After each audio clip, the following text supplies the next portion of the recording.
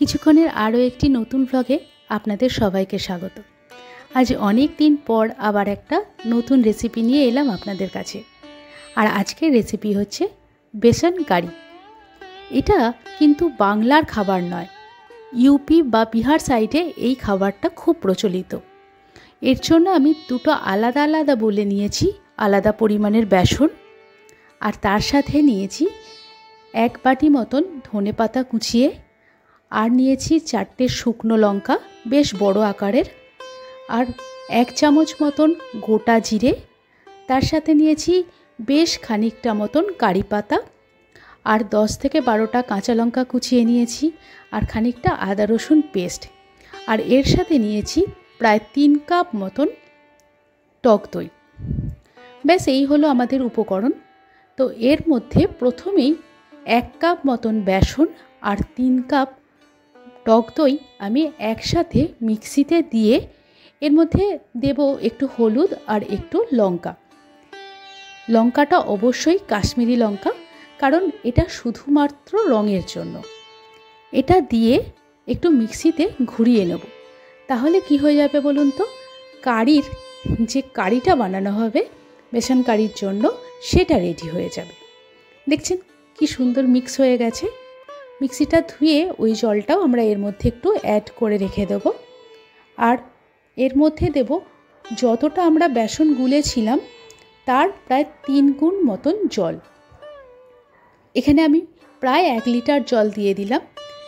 এবার এই কারিটা বেশ খানিকক্ষণ রেস্টিংয়ের জন্য আমি রেখে দেব, আর ততক্ষণ বাকি উপকরণগুলো রেডি করতে থাকব।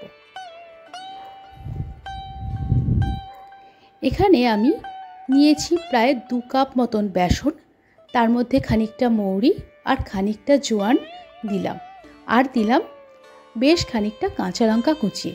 এটা একেবারেই অপশনাল, আপনারা চাইলে নাও দিতে পারেন। আমার একটু ঝাল ঝাল পছন্দ বলেই দিলাম।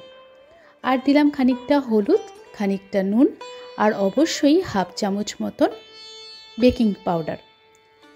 এবার অল্প অল্প করে জল দিয়ে এটাকে মিক্স করতে হবে।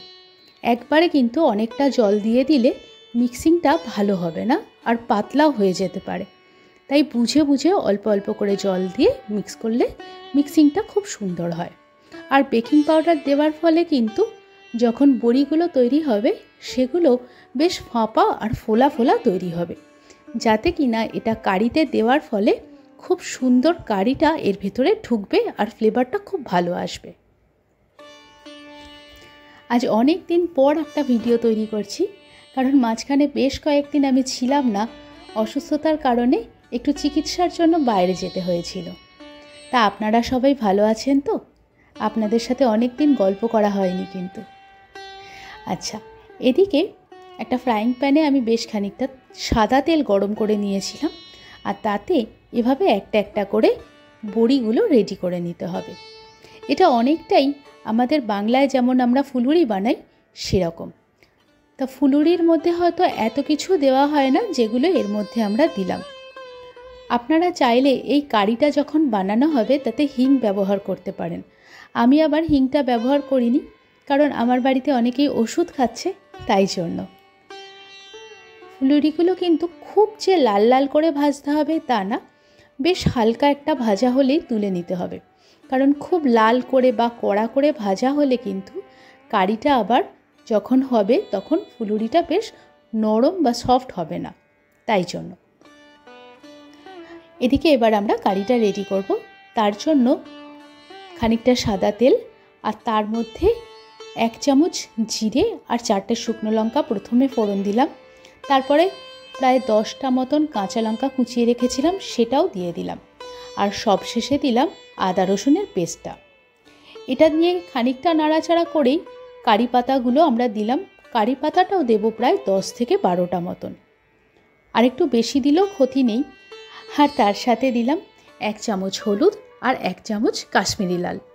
কাশ্মীরি লঙ্কা দিচ্ছি শুধুই রঙের জন্য, কারণ ঝালের জন্য তো আগেই আমরা কাঁচা লঙ্কা কুচিয়ে দিয়েছি, তাই।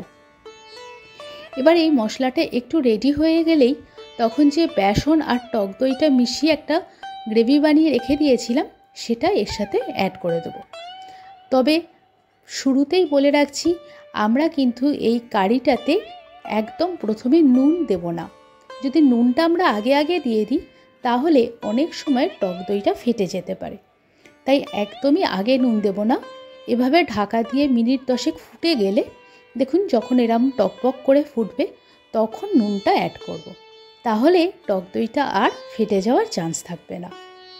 আশা করি এই টিপসটা আপনাদের কিন্তু মাথায় থাকবে। কারিটা প্রায় রেডি। এবার এর মধ্যে আমরা শুধুমাত্র বেসনের বড়িগুলো দিয়ে দেবো।